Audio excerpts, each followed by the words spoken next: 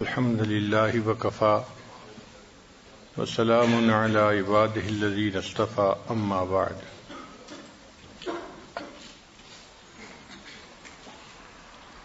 آج کی مجلس کا عنوان ہے مثالی داماد۔ چونکہ دن میں ہم نے مثالی بہو کے متعلق گفتگو کی۔ انسان اگر سنور جائے تو فرشتوں کو پیچھے چھوڑ دیتا ہے، بگڑ جائے تو شیطان کو بھی شرما دیتا ہے۔ بہو نیکی کی طبیعت والی ہو تو بہو ہوتی ہے، اور اگر بگڑ جائے تو بہو ہوتی ہے۔ یہی حال داماد کا ہے۔ اگر نیکی پہ آ جائے تو بیٹوں کی مانند، اور اگر بگڑ جائے تو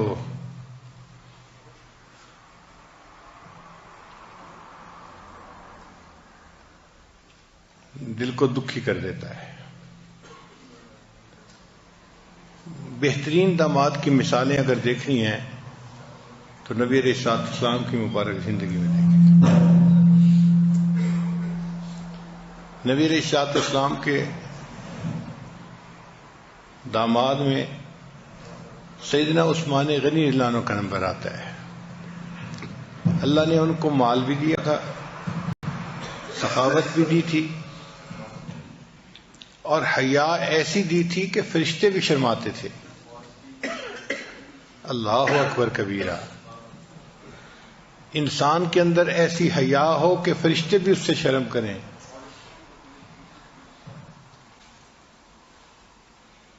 اور نبی علیہ السلام کی دو بیٹیاں ان کے نکاح میں آئیں، اس لیے ان کو ذی النورین کہا گیا، دو نوروں والے۔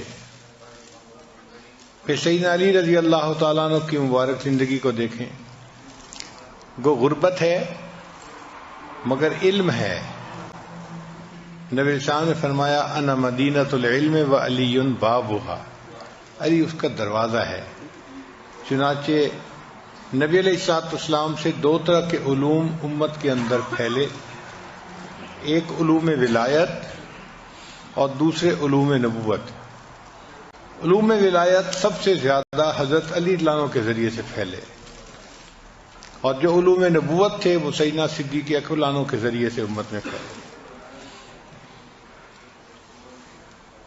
سیدنا عثمان غنی رضی اللہ عنہ کو نبی علیہ السلام سے کتنی محبت تھی، اس کے کتابوں میں بہت واقعات ہیں۔ ایک مرتبہ انہوں نے نبی علیہ السلام کو دعوت دی، اے اللہ کے حبیب صلی اللہ علیہ وسلم، آپ میرے گھر تشریف لائیے اور کھانا کھائیے، دعوت دی۔ نبی علیہ السلام نے قبول فرما لی۔ چنانچہ جب حضرت عثمان غنی رضی اللہ عنہ لینے کے لیے آئے تو نبی علیہ السلام چل پڑے۔ اب عثمان غنی رضی اللہ عنہ نبی علیہ السلام کے قدمین ہی کو دیکھتے جا رہے ہیں، نہ دائیں دیکھتے ہیں، نہ بائیں دیکھتے ہیں، نہ آگے دیکھتے ہیں، نہ کہیں اور، بس قدموں ہی کی طرف دیکھتے جا رہے ہیں۔ جب گھر پہنچے تو صحابہ کرام نے نبی علیہ السلام کی خدمت میں عرض کیا، اے اللہ کے حبیب صلی اللہ علیہ وسلم، آج پتہ نہیں عثمان غنی کی کیا کیفیت تھی، وہ تو سارا راستہ بس آپ کے قدموں کو ہی دیکھتے رہے۔ تو نبی علیہ السلام نے ان سے پوچھا کہ عثمان کیا ایسی بات تھی؟ عرض کیا جی ہاں اے اللہ کے حبیب صلی اللہ علیہ وسلم، آج میرے گھر میں وہ ہستی مہمان آئی کہ میں نے دل میں ایک نیت کی ہوئی تھی، آپ اپنے مبارک گھر سے لے کے میرے گھر تک جتنے قدم چلیں گے میں اتنے غلام اللہ کے نام پہ آزاد کر دوں گا، ہر قدم پہ غلام آزاد کروں گا۔ اتنی محبت تھی نبی علیہ السلام۔ ایک دفعہ اللہ کے پیارے حبیب صلی اللہ علیہ وسلم عید کی نماز پڑھنے کے لیے جانے لگے تو ام المومنین نے کہا کہ کچھ پیسے دے دیجئے، ہم کوئی کھانے کی چیز پکا لیں، عید کی نماز کے بعد مدینہ کے بیوائیں یتیم بچے آئیں گے، ہم خود بھی کھائیں گے، ان بچوں کو بھی کھلائیں گے۔ تو نبی علیہ السلام نے جواب دیا کہ میرے پاس تو کچھ بھی نہیں دینے کے لیے، کوئی پیسہ نہیں تھا۔ ام المومنین خاموش ہو گئیں۔ اللہ کے پیارے حبیب صلی اللہ علیہ وسلم جب نماز پڑھنے کے بعد واپس تشریف لائے تو دیکھا گھر میں تو خوب کھانا بھی بنا ہوا ہے اور لوگوں کا بھی اور عورتوں کا بچوں کا بھی رش ہے، یتیم بچوں کا اور بیوہ عورتوں کا، اور سب خوب کھانا کھا رہے ہیں، دسترخوان بچھا ہوا ہے۔ تو نبی علیہ السلام حیران، ام المومنین سے پوچھا کہ یہ سب کھانا پینا کہاں سے آیا؟ ان کا اے اللہ کے حبیب صلی اللہ علیہ وسلم، جب آپ عیدگاہ تشریف لے گئے تو آپ کے جانے کے بعد سیدنا عثمان غنی لانو نے آپ کی ہر زوجہ کے گھر ایک اونٹ سامان سے بھرا ہوا بھیجا، سب کے گھروں میں۔ تو میرے گھر میں بھی ایک اونٹ آیا جو سامان سے بھرا ہوا تھا، اب اس سامان سے میں نے کھانا بنایا، ہم نے خود بھی کھایا اور ہم نے مدینے کی بیواؤں کو، یتیم بچوں کو بھی کھلایا، سب کھانا کھا رہے ہیں، دسترخوان لگا ہوا ہے۔ نبی علیہ السلام کا دل بہت خوش ہوا، چنانچہ اللہ کے حبیب صلی اللہ علیہ وسلم نے دعا مانگی، یا رحمان سہل الحساب علی العثمان، اے رحمان عثمان کے حساب کو آسان فرما دے۔ نبی علیہ السلام کی دعا قبول ہوئی، چنانچہ قیامت کے دن سیدنا عثمان غنی لانو کا حساب بہت آسانی سے ہو جائے گا۔ تو داماد کو ایک تعلق ہونا چاہیے اپنے سسر کے ساتھ۔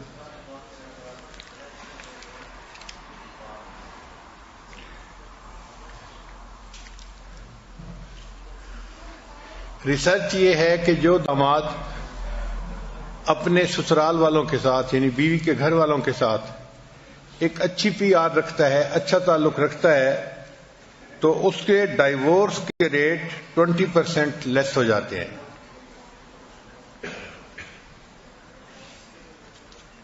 Respect and love your in laws like your own parents, in laws کی اسی طرح عزت کرو اور ان سے محبت کرو جیسے اپنے ماں باپ سے عزت کی جاتی ہے اور ان کی ریسپیکٹ کی جاتی ہے۔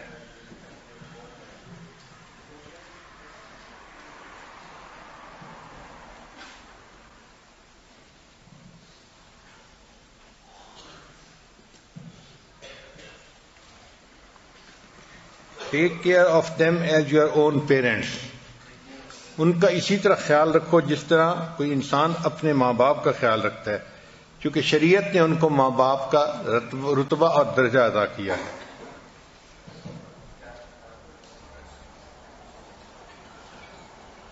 Remember their important occasions and events, in laws والوں کے جو امپورٹنٹ ایونٹس ہوں ان کا خیال رکھنا چاہیے تاکہ انسان ان کی خوشیوں میں شریک ہو سکے، پارٹیسپیٹ کر سکے۔ پھر اپنی مدر ان لا کو اور فادر ان لا کو وقتاً فوقتاً کال کرتے رہنا چاہیے تاکہ ان کی انسان خیریت معلوم کر سکے اور ان کو مورلی سپورٹ دے سکے۔ Consider and take seriously the advice and suggestions given by your in-laws. in-laws والے مدر ان لا یا فادر ان لا جو ایڈوائس دیتے ہیں اس کو ہمیشہ بڑے غور سے سننا چاہیے، اس پر عمل کرنے سے پھر میاں بیوی کا آپس کا تعلق اچھا رہتا ہے اور زندگی کے اندر پریشانی نہیں آتی۔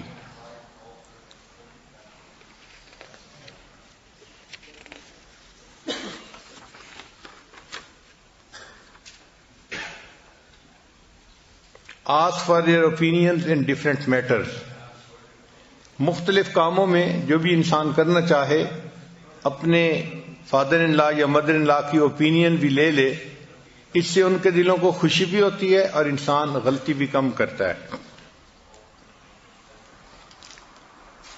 پھر give them gifts، وقتاً فوقتاً اپنی حیثیت کے مطابق انسان گفٹ بھی دے۔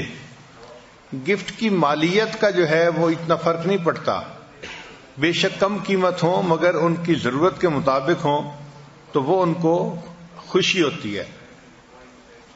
It is not the thing which counts, it's the thought. چیز کا مسئلہ نہیں ہوتا، چیز کے پیچھے جو سوچ ہوتی ہے ان کو اس سوچ سے خوشی ہوتی ہے کہ اس بچے نے ہمیں اپنے ماں باپ کا درجہ دیا اور ہمیں اس نے گفٹ دیے۔ Love their daughter, they will be happy.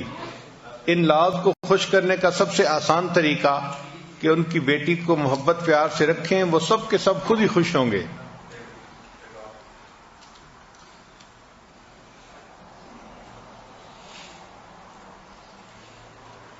Praise your wife in front of her parents۔ سسرال میں اگر انسان ہو تو چاہیے کہ ان کے ماں باپ کے سامنے ان کی بیٹی کی تعریف کریں۔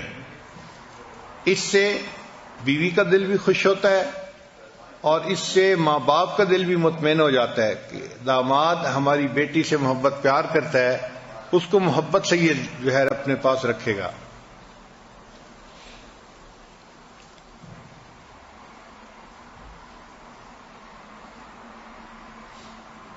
Attend family gatherings and bond with them۔ Build special relationship with your father-in-law۔ مرد مردوں کی طبیعتوں کو جلدی سمجھتے ہیں، اس لیے فادر ان لا کو اپنی بات بتانا یا سمجھانا یہ نسبتاً آسان ہوتا ہے، تو اس کے ساتھ انسان اپنا ریلیشن شپ زیادہ مضبوط رکھے۔ اس کی وجہ سے پھر بیٹی بھی خوش رہتی ہے کہ میرے ابو کے ساتھ میرے میاں کے اچھے تعلقات ہیں۔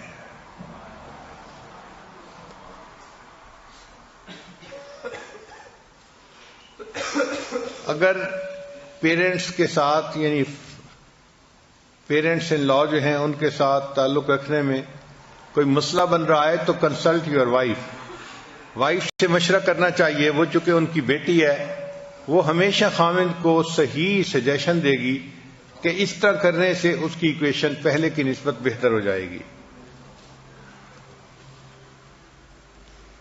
پھر never stop your wife from visiting her parents. اگر بیوی کا دل چاہے کہ وہ اپنے ماں باپ کو جائے ملے تو خاوند کو چاہیے کہ حد الوسع جتنا بھی پاسبل ہو سکتا ہے اس کو جانے میں رکاوٹ نہ کرے۔ ہمیں ایک مرتبہ ایک مسئلہ سامنے آیا، ہمارے قریبی تعلق والے حافظ صاحب ہیں، ان کی بیوی عالمہ ہیں، تو اس نے کہا کہ جی مجھے شادی کے بعد اپنے ماں باپ کو دیکھے ہوئے 9 سال گزر گئے ہیں، میرا دل چاہتا ہے میں سال میں کم از کم ایک دفعہ جا کے تو ماں باپ کو دیکھوں، مگر ہسبینڈ کہتے ہیں کہ میں افورڈ نہیں کر سکتا، ٹکٹ کے پیسے نہیں ہیں۔ میں نے کہا خود جاتے ہیں؟ کہنے لگے جی سال میں 2 دفعہ 3 دفعہ 4 دفعہ تک خود چکر لگا لیتے ہیں۔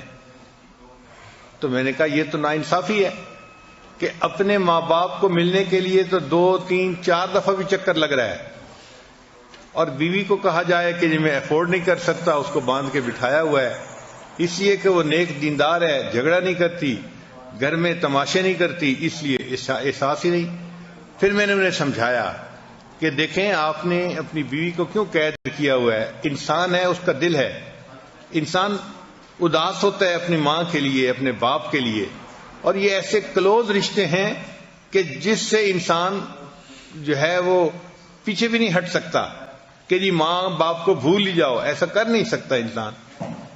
تو آپ مہربانی فرمائیں اور خود بے شک ایک چکر سال کا لگائیں اور ایک چکر ان کو بھی لگوانے دیں، 9 سال گزر چکے ہیں۔ پھر خیر انہوں نے مہربانی کی اور انہوں نے اپنے بیوی بچوں کو بھیجا اور وہ گئے اور اپنے ماں باپ سے ان کی ملاقات ہو گئی۔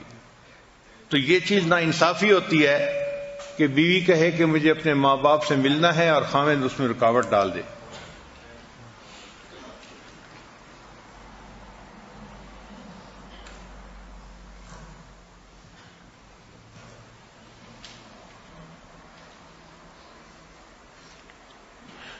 اور جب بھی بیوی کو بھیجنا ہو تو ہمیشہ کوشش یہ کرنی چاہیے کہ انسان خود اس کو چھوڑ کے آئے اور خود اس کو لینے کے لیے جائے۔ کئی صاحبان بڑے نازنین بنتے ہیں، شہزادے بنتے ہیں، ہاں میری طرف سے تمہیں اجازت ہے جانے کی، ابو سے کہو آ کے لے جائیں تمہیں پھر واپس چھوڑ جائیں۔ تو ایسے نہیں کرنا چاہیے۔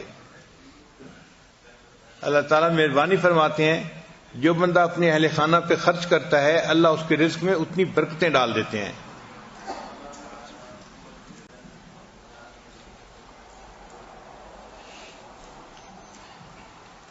Don't be impatient with in-laws. پھر ایک پوائنٹ ہے کہ welcome them to your home. اگر ماں باپ اپنی بیٹی کو ملنے کے لیے آنا چاہیں تو ہمیشہ ان کو ویلکم کریں, کبھی انکار نہ کریں.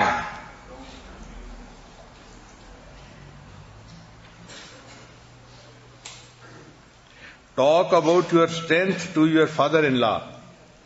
اگر آپ کے اندر کچھ اچھی خوبیاں ہیں, اچھی باتیں ہیں, آپ کی کچھ اسٹرینتھس ہیں, تو آپ ان کے بارے میں اپنے فادر ان لا سے بات کریں, کیونکہ وہ بھی میل ہے تو وہ آسانی سے سمجھ جائے گا ان باتوں کو, اور جب وہ مطمئن ہو جائے گا تو اس کی وجہ سے سارے گھر والے مطمئن ہو جائیں گے.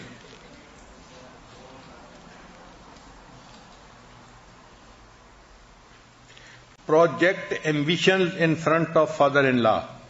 فادر ان لا کے سامنے اپنی زندگی کے آبجیکٹو جو ہیں ان کو ضرور بیان کریں. میں یہ کرنا چاہتا ہوں, میں یہ کرنا چاہتا ہوں. اس سے فادر ان لا کو خوشی ہوتی ہے کہ بچہ اپنی زندگی میں کچھ بن کے دکھانا چاہتا ہے, محنت کرنے والا بچہ ہے. اچھا, یہ ضروری نہیں ہوتا کہ پیرنٹس کو صرف اس سے خوشی ہو کہ بچہ اس وقت کیا ہے. ہر بندہ شروع میں آسمانوں پہ نہیں ہوتا, مگر وہ یہ ضرور چاہتے ہیں کہ بچہ جہاں بھی ہے اس کے اندر آگے ترقی کرنے کی قوت ہونی چاہیے, ہمت ہونی چاہیے, وہ اسٹرگل کرے اپنے آپ کو آگے بڑھانے کے لیے. اس چیز سے ان کو خوشی ہوتی ہے کہ بھئی بچہ محنت تو کر رہا ہے نا, آگے بڑھنے کی کوشش تو کر رہا ہے. تو اس لیے اپنی لائف کی جو ایمبیشن ہے نا وہ ان کے سامنے خوب بیان کریں.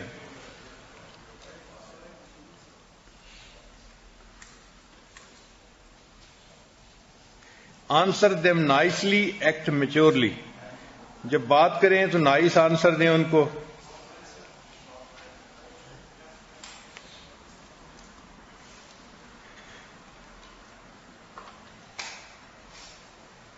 Avoid criticism on controversial issues like politics. کوشش کریں کہ ان لاز کے ساتھ پالیٹکس وغیرہ پہ ڈسکس نہ کریں, کیونکہ اکثر و بیشتر لوگوں کی اوپینین ڈفرینٹ ہوتی ہیں, اور اس ڈفرینس آف اوپینین کی وجہ سے ایک دوسرے کے ساتھ جو ہے وہ مخالفت طبیعتوں میں آ جاتی ہے. تو مناسب نہیں ہے, یہ نازک رشتہ ہے, اس رشتے کو سپوائل نہیں ہونے دینا چاہیے. تو ایسے کنٹروورشن گفتگو کرے ہی نہیں ان سے. Try to get in mother in law's good books. Mother in law کی نظروں میں اچھا بننے کی کوشش کریں. جب ماں مطمئن ہوگی تو یقیناً بیٹی اس سے زیادہ خوش ہو جائے گی.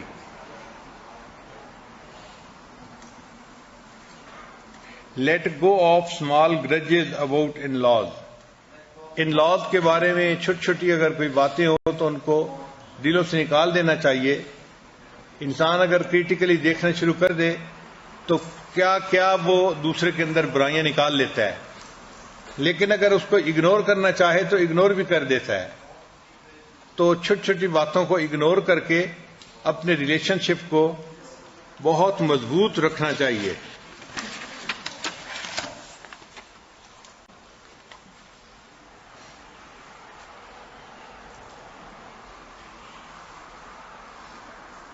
ہمارے ہاں تو جو نیک بچے ہوتے ہیں وہ ان لاز کے لیے اولاد کی مانند بن کے رہتے ہیں,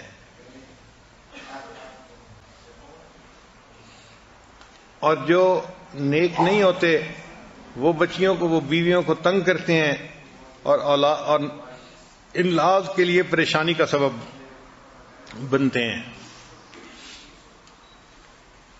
اس لیے داماد کا رشتہ عام طور پہ بڑا نازک رشتہ سمجھا جاتا ہے.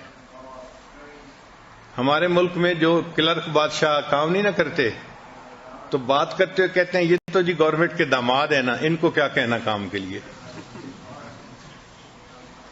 یعنی یہ لفظ ایک ٹرم بن گیا ہے ان کے لیے کہ آپ ان کو کہہ بھی کچھ نہیں سکتے.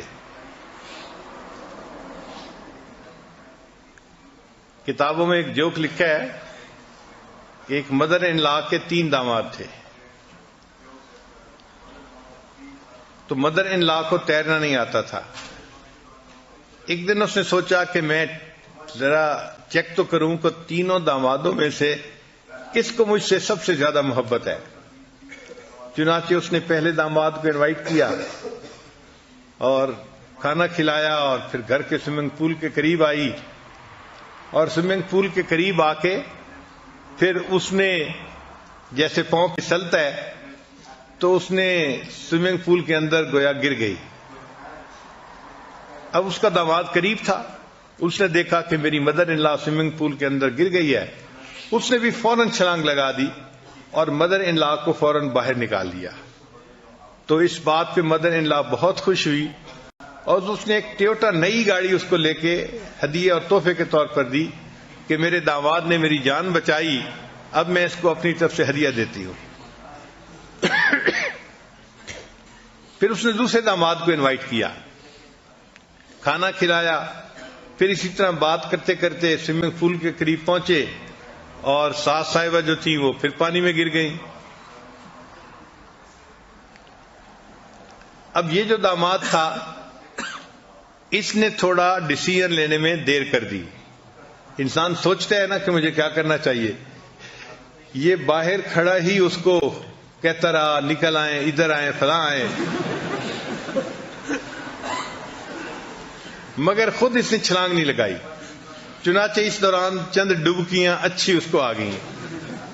پھر داماد نے چھلانگ لگائی اور اپنی مدر ان لا کو نکال لیا۔ وہ بچ تو گئی مگر اس کو ڈبکیاں بہرحال اچھی آ گئی تھیں۔ تو مدر ان لا نے سوچا کہ میرے اس داماد کو مجھ سے نسبتاً کم محبت ہے، چنانچہ اس کو اس نے گفٹ تو دیا لیکن سائیکل موٹر لے کے دیا۔ پھر کچھ عرصے بعد اس نے تیسرے داماد کی دعوت کی، کھانا کھلایا، پھر کھانا کھانے کے بعد بات چیت کرتے ہوئے اسی طرح سوئمنگ پول گھر میں تھا اس کے قریب آئے اور ساس صاحبہ جو تھی وہ پاؤں پھسلا یا وہ چاہتی تھی کہ پاؤں پھسلے اور میں گروں، تو بہرحال وہ پانی کے اندر گر گئی۔ اب یہ جو تیسرا داماد تھا یہ سوچنے لگا کہ پہلے نے جان بچائی تھی تو اس کو ٹویوٹا کار ملی اور دوسرے نے جان بچائی تو اس کو موٹر سائیکل ملا، اب میں اگر جان بچاؤں گا تو مجھے تو سائیکل ملے گا اور میرے پاس تو سائیکل پہلے سے ہے، لہذا کوئی ضرورت نہیں جان بچانے کی۔ چنانچہ اس نے کوئی نہیں چھلانگ لگائی۔ نتیجہ کیا نکلا کہ وہ ساس صاحبہ جو تھی ڈوب گئیں، تیرنا تو جانتی نہیں تھی۔ اب جب ڈوب گئیں تو بہرحال ایک غم کی حالت تھی، کیفیت تھی پوری فیملی کے اندر۔ لیکن یہ داماد جب اگلے دن اٹھا تو اس کے دروازے کے اوپر ایک نئی فراری گاڑی کھڑی ہوئی تھی۔ یہ اس کو دیکھ کے حیران ہوا کہ یہ فراری گاڑی کیا، تو اس پر ایک نوٹ لکھا ہوا تھا کہ یہ تمہارے فادر ان لا کی طرف سے تمہیں ہدیہ ہے۔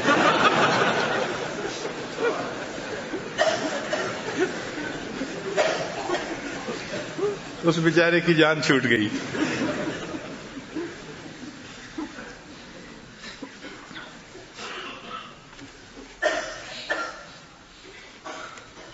ایک ریسرچ پیپر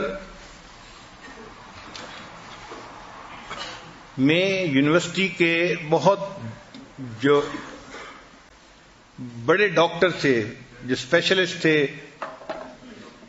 اور انسانی ریلیشن شپ کے اوپر ان کو بڑی مہارت تھی، انہوں نے کئی 100 کامیاب عورتوں سے انٹرویو کیا کہ وہ اپنے خاوند سے کیا چاہتی ہیں، یعنی وہ عورتیں جو بہت تعلیم یافتہ تھیں اور ویل سیٹلڈ تھیں اور اپنی میرڈ لائف میں بڑی سکسیسفل تھیں، ان سے انٹرویو کیا کہ ہمیں یہ بتاؤ کہ عورت کی تمنا خاوند کے معاملے میں کیا ہوتی ہے۔ تو انہوں نے کچھ پوائنٹس بنائے، ان پوائنٹس سے پتہ چلتا ہے کہ عورت کی کبھی بھی یہ خواہش نہیں ہوتی کہ میرا خاوند دنیا کا امیر ترین انسان ہونا چاہیے۔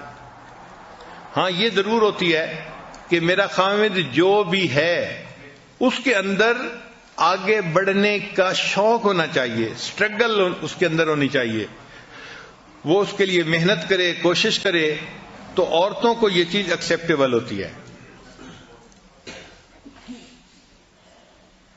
پہلی بات جو ان عورتوں نے بتائی وہ یہ کہ ہم چاہتی ہیں کہ خاوند ہمارے ساتھ اچھی کنورسیشن کرے اور ہمیں مینٹل یا ایموشنل سپورٹ دے، یعنی بات چیت کرنا، عورت کو ایموشنل مینٹل سپورٹ دینا، یہ عورت کے لیے یوں سمجھیں کہ کھانے پینے سے بھی زیادہ ضروری چیز ہوتی ہے. اور اللہ کی شان کہ آج کل کے خاوندوں کے پاس فرصت ہی نہیں ہوتی، وہ بیوی سے بات ہی نہیں کرتے. آدھا فکرہ بیوی بولے گی تو اس پر ناراض ہو کے چیخنا شروع کر دیں گے. یہ بہت بڑی غلطی ہے جو ایک خاوند کرتا ہے کہ بیوی سے بات چیت نہ کرنا. دیکھیں، سائنس بتاتی ہے کہ انسان کے برین میں جو بات چیت کرنے والا حصہ ہے اس سے انسان کے جسم میں جتنی وائرنگ ہے مرد کی، اس سے ڈبل وائرنگ عورت کی ہوتی ہے. یعنی مرد کے برین سے جسم کے اعضاء کی طرف وائرنگ آدھی ہوتی ہے، اور عورت کی نیچرلی اس کے برین سے اس کے جسم کے اعضاء کی طرف جو وائرنگ ہے وہ ڈبل ہوتی ہے. اس کا مطلب یہ کہ بات چیت جو ہے یہ عورت کی ضرورت ہوتی ہے. اللہ نے اس کی کنفیگریشن ایسی بنائی ہے کہ وہ بات چیت کیے بغیر رہ ہی نہیں سکتی، اور اس میں حکمت تھی. حکمت کیا تھی کہ خاوند تو گھر سے چلا گیا اپنے دفتر، اپنے فیکٹری میں، اب وہ تو آتا ہے شام کو، رات کو. تو اللہ نے عورت کو ایسا بنایا ہے کہ دن کی جتنی کارگزاری ہے اب وہ سنائے بغیر رہ نہیں سکتی.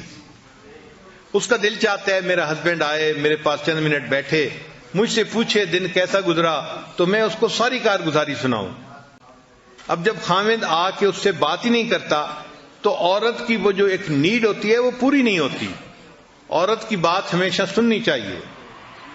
یہ ٹائم اس کو دینا اور اس کی بات کو تسلی کے ساتھ بیٹھ کے سننا، یہ اس کا حق ہے خاوند کے اوپر.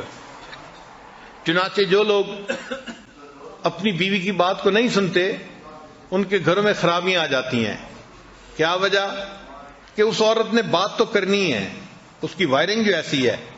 اب وہ بات کرے گی یا تو اپنی کسی کلاس فیلو سے، تو وہ بھی جوان بچی اس کو الٹے سیدھے مشورے دے گی. A young leading the young is like a blind leading the blind. They will both fall into the ditch. دونوں گڑھے میں گریں گے. یا پھر وہ اپنی ماں کو فون کرے گی پیچھے اور اس سے مشورے لینے شروع کر دے گی. تو یہ ریموٹ کنٹرول بھی پوزیشن اچھی نہیں ہے. اور اگر خدا نہ خواستہ قریب کے کسی غیر محرم مرد کو بھنک پڑ گئی تو وہ اس کا بڑا ہمدرد بن کے اس کی بات کو سنے گا اور عورت شیطان کے رستے پہ چل پڑے گی. اس لیے جو لوگ اپنی بیویوں کی بات نہیں سنتے وہ اپنی بیوی کو گناہ کے راستے پہ دھکے دے رہے ہوتے ہیں. یہ اس کا حق ہے کہ اس کی بات کو سنا جائے. اس پر 15 منٹ لگیں، آدھا گھنٹہ لگے، 1 گھنٹہ لگے، جتنا وقت لگے، یہ ایک فرض چیز ہے جس کو پورا کرنا ضروری ہے. لہذا بیوی کی بات کو توجہ سے سننا اور پھر اس کے مطابق اس سے گفتگو کرنا، یہ سب سے پہلی ڈیمانڈ ہوتی ہے کسی بھی بیوی کی. مرد بولتے کم ہیں اور اپنے کام زیادہ کرتے ہیں.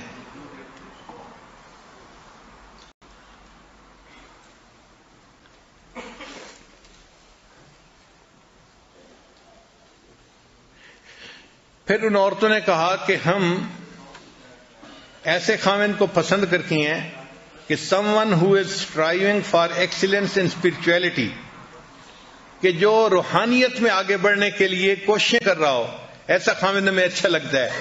یعنی جو چاہے کہ میرے اندر سے روحانی بیماریاں ختم ہو جائیں، شہوت، غضب اور بخل، ہرس، عجب، تکبر، کینہ، یہ بیماریاں میرے اندر سے ختم ہو جائیں اور اس کے لیے وہ کوشش کر رہا ہو، تو ان کو ایسا خاوند اچھا لگتا ہے کہ ہمارا خاوند اپنے اندر اخلاقی اقدار پیدا کرنے کے لیے کوشش کر رہا ہے. اس بات پہ وہ بہت خوش ہوتی ہیں.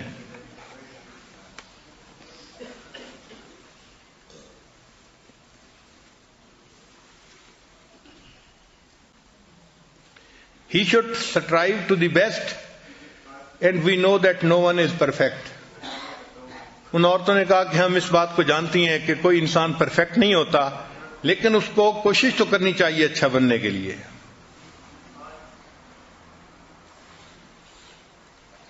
پھر ایک ان کی ریسرچ یہ تھی کہ someone who is sensitive to know what is happening with me. کہ خامد ہمیں ایسا اچھا لگتا ہے کہ جس کو یہ فکر ہو کہ ہمارے ساتھ کیا گزر رہی ہے وہ معلوم کرے، پوچھے ہم سے، ہمیں موقع دے بات کرنے کا، بتانے کا۔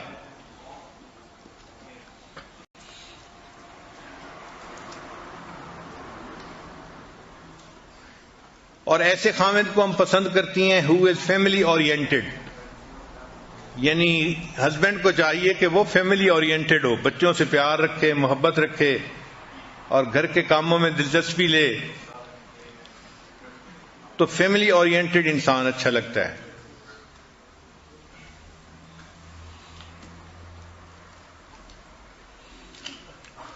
اور ایک پوائنٹ آخری انہوں نے بتایا کہ ہم چاہتی ہیں کہ ہمارا ہسبینڈ ایسا ہو کہ جس کی اچھائیوں کی وجہ سے اس کے سامنے سبمٹ کرنے کو ہمارا دل چاہے، یعنی ہمارا دل چاہے کہ ہم اس کے سامنے جھک جائیں اور اس کی ہر بات کو تسلیم کر لیں۔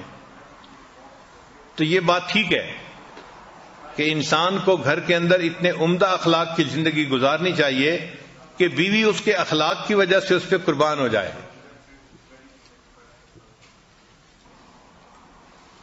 رزق کے فیصلے تو اللہ تعالیٰ نے کرنے ہوتے ہیں۔ اگر انسان اچھے اخلاق کا اظہار کرے تو ہم نے یہ دیکھا ہے کہ عورت غربت کے اندر بھی گزارا کر لیتی ہے، تنگی ترشی بھی برداشت کر لیتی ہے،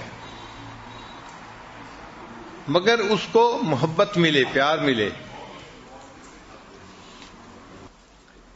ہم بہت چھوٹی عمر میں تھے، پرائمری اسکول میں پڑھتے تھے، دوسری تیسری کلاس میں، تو اس زمانے میں ہمارے ہاں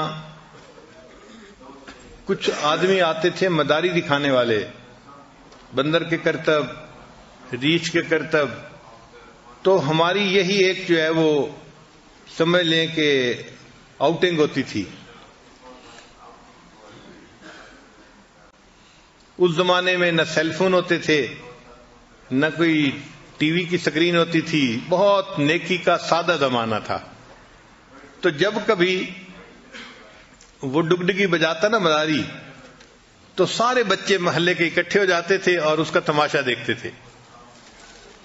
تو بندر کا تماشا وہ دکھاتے تھے کبھی کبھی۔ اس بندر کے تماشے میں جو سب سے ایک اہم ایونٹ ہوتا تھا وہ یہ کہ مالک بندر کو کہتا تھا، اچھا تو اپنے سسرال جائے گا تو کیسے جائے گا؟ اور بندر یہ سنتے ہی اپنے سر کے اوپر ایک ٹوپی رکھتا اور کوئی چیز ہاتھ میں پکڑتا اور پھر وہ اپنے کمر کے اوپر ہاتھ رکھ کے ایسی شان سے چلتا تھا کہ جیسے معلوم نہیں کون شہزادہ آ رہا ہے۔ یعنی اس چھوٹی عمر میں ہم نے بندر کو ایسا کرتے ہوئے دیکھا ہے۔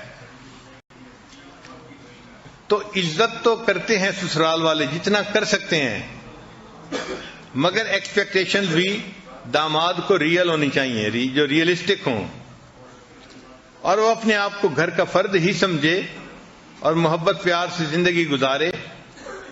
دنیا کی زندگی تو گزر جائے گی، لیکن اگر محبت پیار سے رہے تو اللہ کے ہاں کامیابی ہوگی۔ اللہ تعالی ہمارے گھروں کی پریشانیوں کو دور کرے اور بچوں کو اللہ تعالی خوشیوں بھری زندگی نصیب فرمائے۔ وآخر دعوانا ان الحمد للہ رب العالمین۔ تھوڑی دیر کے لیے مراقبہ کر لیجئے، آنکھوں کو بند کر لیجئے، سر کو جھکا لیجئے، دنیا اور جو کچھ دنیا میں ہے اس سے ہٹ کٹ کے اللہ کی یاد میں ڈوب جائیے۔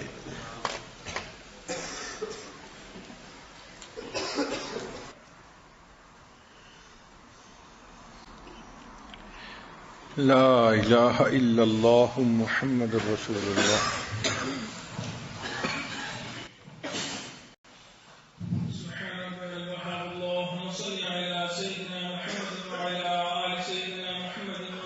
اللهم انت السلام ومنك السلام تبارک الجلال والاکرام۔ پروردگار عالم ہمارے صغیرہ کبیرہ گناہ معاف فرما، اللہ ہم ظاہر میں بندے ہیں، حقیقت میں نہایت گندے ہیں۔ اللہ من کی گندگیوں کو دور فرما۔ اے میرے مولا ہماری نگاہوں کو پاک فرما، دلوں کو صاف فرما، سینوں کو اپنی محبت سے لبریز فرما۔ اللہ اپنے عشق کی آتش ہمارے سینوں میں پیدا فرما۔ اے میرے مولا انگ انگ سے اپنے ذکر کو جاری فرما، روئیں روئیں سے اپنے ذکر کو جاری فرما، ہڈی ہڈی بوٹی بوٹی میں اپنی محبت پیدا فرما۔ اے بے کسوں کے دستگیر، اے ٹوٹے دلوں کو تسلی دینے والے، اے خالی جولیوں کو بھر دینے والے، پروردگار عالم ہمارے ساتھ رحم کا معاملہ فرما، اللہ کرم کا معاملہ فرما۔ اے میرے مولا مرضوں سے محفوظ فرما، قرضوں سے محفوظ فرما۔ اللہ جو مرض کی وجہ سے پریشان ان کی پریشانی کو دور فرما، جو قرض کی وجہ سے پریشان ان کی پریشانی کو دور فرما۔ اے میرے مولا جان مال کی حفاظت فرما، عزت آبرو کی حفاظت فرما۔ اللہ ہمارے ایمان کی حفاظت فرما، اللہ ہمارے علم میں برکت پیدا فرما، عمل میں برکت پیدا فرما، اللہ رزق میں برکت پیدا فرما، صحت میں برکت پیدا فرما، اللہ فیصلوں میں برکت پیدا فرما، کام کاروبار میں برکت پیدا فرما۔ اے میرے مولا قدم قدم اپنی برکت شامل حال فرما۔ اے میرے مولا آپ کے محبوب نے آپ کا در دکھلا دیا، یہ بھی بتلا دیا اس در کے سوا کوئی دوسرا در نہیں۔ اللہ انبیاء بھی اسی در پہ جھکے، اولیاء بھی اسی در پہ جھکے، اللہ ہمیں بھی اسی در سے ملنا ہے۔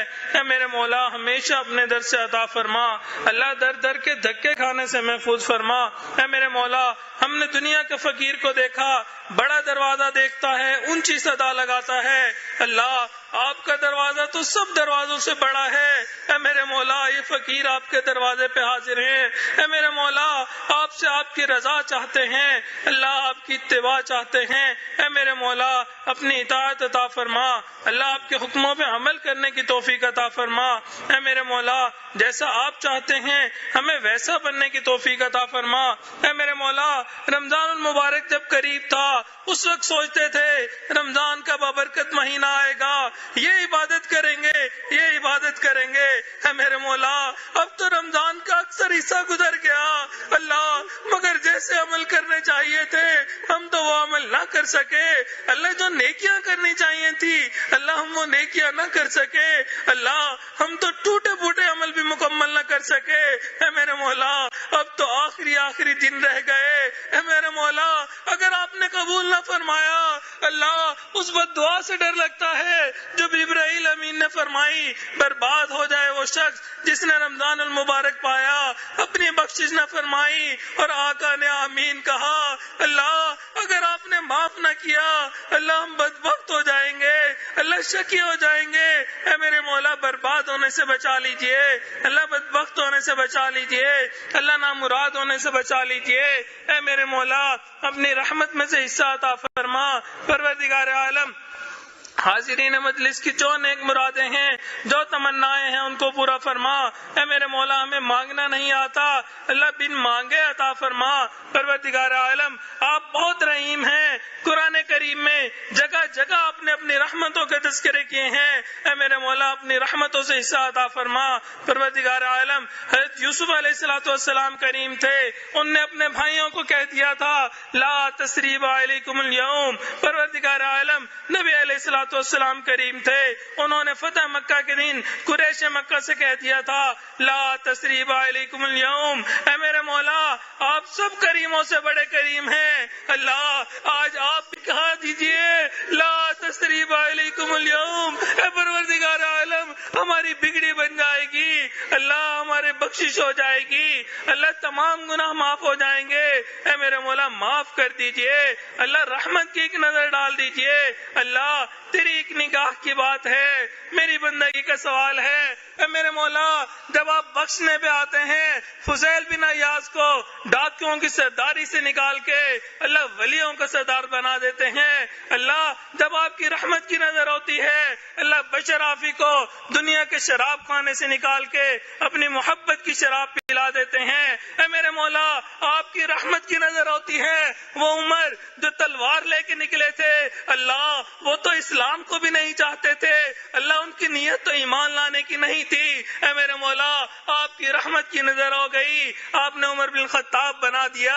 اللہ یہ مجمع تو آپ کی رحمت کی طرف کا منتظر ہے، اللہ یہ مجمع آپ کی رحمت چاہتا ہے، اے میرے مولا رحمت کی نظر عطا فرما دیجئے، اللہ ایک نظر عطا فرما دیجئے، اے میرے مولا ایک نظر عطا فرما دیجئے۔ پروردگار عالم، یوسف علیہ السلام کے بھائیوں کے پاس پیسے پورے نہیں تھے، غلہ پورا مانگتے تھے، اللہ انہوں نے عطا کر دیا تھا۔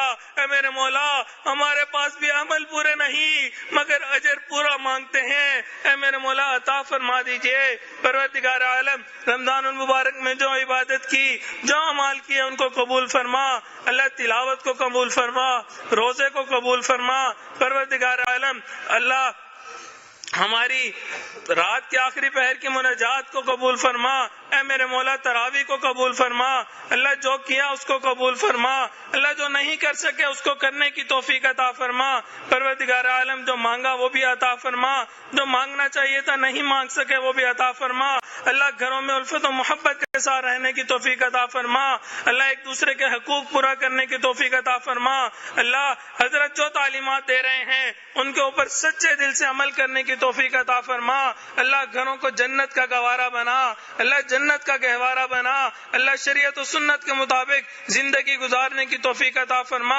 پروردگار عالم، مکروہات شرعیہ کو مکروہات طبیعہ بنا، اے اللہ جو مانگا وہ بھی عطا فرما، جو مانگنا چاہیے تھا نہیں مانگ سکے وہ بھی عطا فرما۔